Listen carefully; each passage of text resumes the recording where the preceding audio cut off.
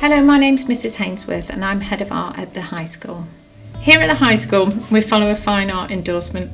The course has 4 assessment objectives that recognise the range of creative and practical skills that students develop and refine throughout the course. Fine art includes painting, sculpture, printmaking, photography and installation art. We start the course with a series of smaller projects. These are designed to build a solid foundation of practical skills and knowledge. Over the course of the 2 years, students produce 2 major pieces of assessed work. The first is a personal investigation. This follows a similar structure to GCSE. Students devise and put together a portfolio of creative coursework. This includes practical work and a 3,000-word illustrated essay. Students are expected to create a fully developed and resolved final piece to conclude their project, and this is usually completed in January of Year 13. The second practical component is called the externally set assignment. Again, this follows a similar structure to the GCSE course. Exam papers are published in February and students choose one of the themes and develop a body of work that imaginatively and creatively explores their ideas. For the next 3 months, they work intensively on their chosen theme, producing work that documents their thoughts and explorations. Students then sit a 15-hour exam to create and complete a final piece.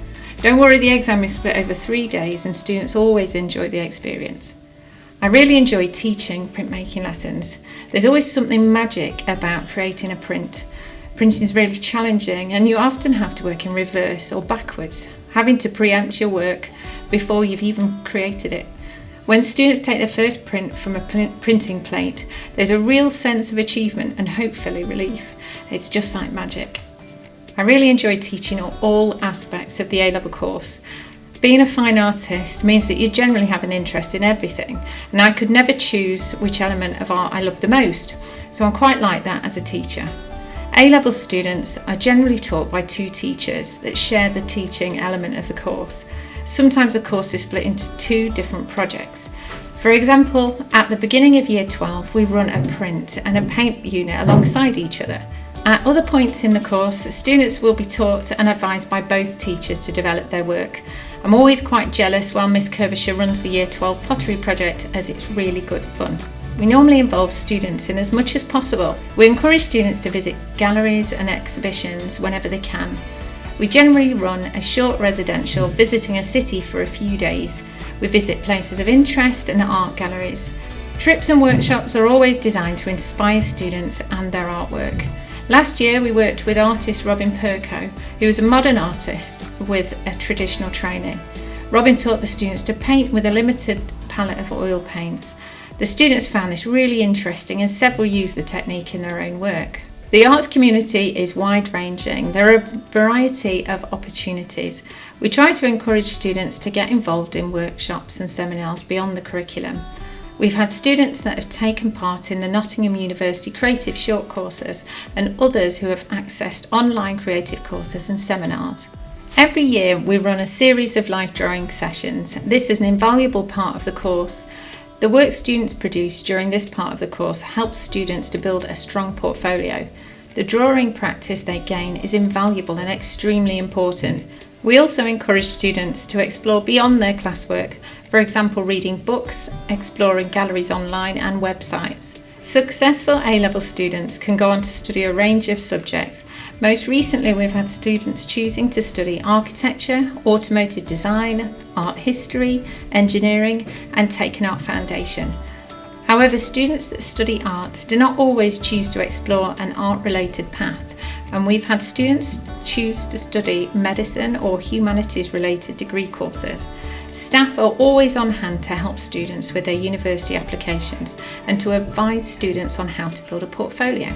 There are 4 members of staff in the art department. Myself, I have a fine art background with specialisms in printmaking and digital art. Mrs. Riley, who is a trained architect and a fine artist. Miss Kirbysher, who is a ceramicist and a fine artist. We also have a full-time art technician who is a font of all knowledge and is always on hand to help. We have a range of specialisms in the department, and this means our curriculum is broad and exciting. Our pottery project in Year 12 sets the scene for the rest of the course. We start the A-level with an ambitious coil part based on the work of Grace and Perry. Students work large scale, inlaying coloured slips, oxides, ceramic transfers and gold lustres. Our ceramics facilities and technician make this project possible. This is echoed throughout the course. Our resources and facilities are excellent and allow students to produce large-scale, impressive work. Every year we host an annual summer exhibition. We turn the whole department into an exhibition space. Students exhibit their coursework and exam work. Family and friends are invited and the evening is a real celebration. The students at the high school are bright and inquisitive. They are genuinely interested in their studies. A successful A-level is built on two-way conversations, and our students are happy to volunteer ideas. There is no in-house style at the high school, which really helps students explore their ideas and independence. Our teaching style and smaller class sizes help us cater to the individual. Our students are able to explore their ideas in great detail. Students are encouraged to work independently, to question and to explore their ideas. We encourage the concept of being an artistic and intellectual magpie. No student is the same, no piece of artwork is the same, and I've been teaching for a long time now and have yet to find a student who has produced the same idea or piece of artwork. A one-word starting point produces a range of interpretations. Also, I often enjoy the lesson time we spend with students after they have completed their exams. It's wonderful to see how students have taken a simple starting point through to a fully developed final piece. The clear sense of achievement and how proud staff are inspires me every year. The department has 3 specialist classrooms. We have a specialist printing area with printing presses and a ceramics room with potter's wheels, kilns and a slab roller. The 6th form are lucky enough to have their own space. They each have a designated space to work in. This is fantastic as students can start their work and leave their work at the end of the lesson, knowing that they can return later to it to finish. 6th form students use the room before and after school. They often use their independent study time to finish their work. The room is well stocked and resourced.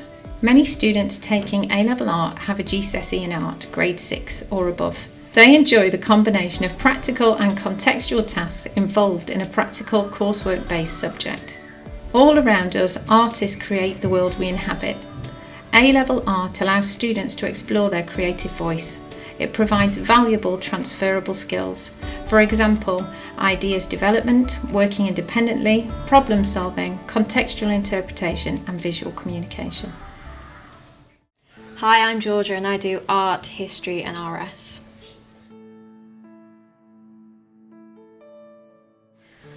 I like the creative output that it has, and you've got a lot of freedom to choose what you want to do with it, which I quite like, because like with history and RS you're confined to doing certain modules in your course, whereas with art you can just do what you want really. I don't think I've had any best lessons because I've liked them all equally, so with year 12 it was more about kind of doing what your teacher was set, whereas year 13 I think has been a lot better because I've been able to do what I want to do with it and take it down my own road. They are very good, I have to say.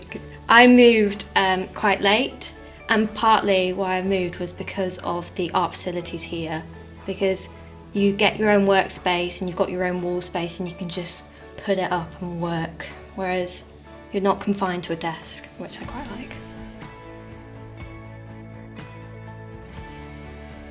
Obviously we haven't had many trips, but we do get workshops. So last year we did have an artist come in and he was teaching us to use oil paints but with like a limited palette, which was really good.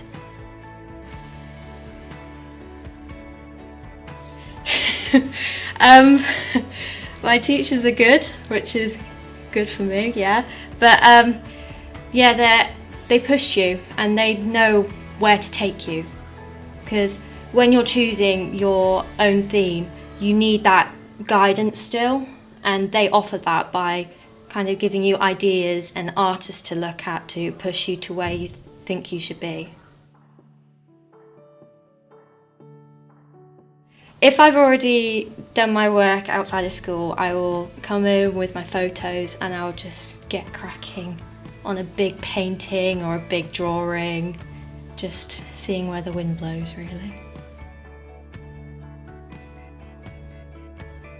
It depends if I've done my work previously, because obviously there's no set homework, but it's more about you finishing off your work that you've set yourself. So if you haven't finished that, then you've got a lot to do.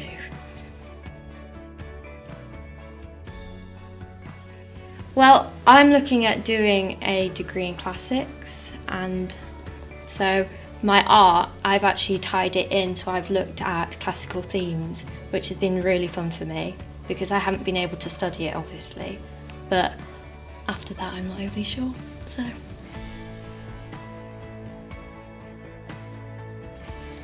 Enjoy it, because it's a lot of work, but if you really enjoy art and you enjoy what you're doing, you will have a good time.